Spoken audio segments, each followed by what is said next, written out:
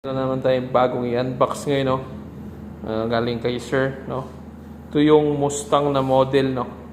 Ng Norinco 45. So ito guys, ang kulay nito parang black lang siya. Pero kagandahan nito guys, fiber optic yung rear sight, tsaka yung front sight, no? So ito guys ay Mustang, no?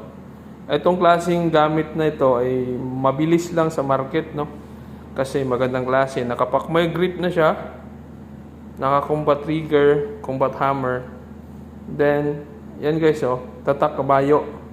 Caliber 45 to guys. Yan, yan. Yan yung design niya. Yan guys. Yan. Yan, oh. 45. Boomer sight. Yan guys, naka-stabilizer. Ito yung barrel niya. Yan. Taka maliit lang siya. Commander size. Yan guys. Gwapong-gwapo. Oh, see? Mana sa may-ari guys. Mustang Black. No? Maliit lang guys, pero ganda ng finish niya. Ceramic coated. Fiber optic yung front, saka yung side niya guys, umiilaw talaga. Oh. Pag tinamaan ng liwanag, ilaw talaga siya. Single stock lang ito. Then yan. Ganda ng trigger guard niya guys. Oh. Trigger guard. Suwabe. Matagal na to kay Sir, pero suwabe pa rin. Tweet. Suwabe. Yan guys. Oh, ceramic coated yung loob. Yan guys, ceramic. Gwapong-gwapo. Suwabe. Yan, oh.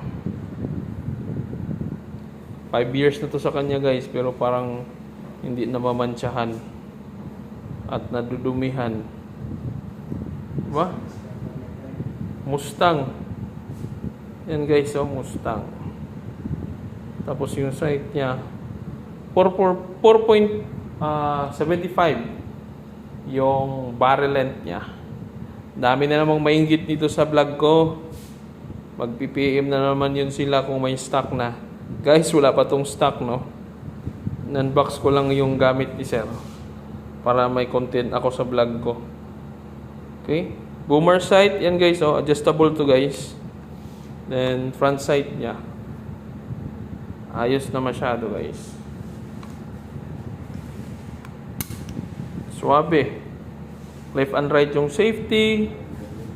Ganda ng beaver tail. Combat hammer. Check. Boomer sight. Yan. Pogi.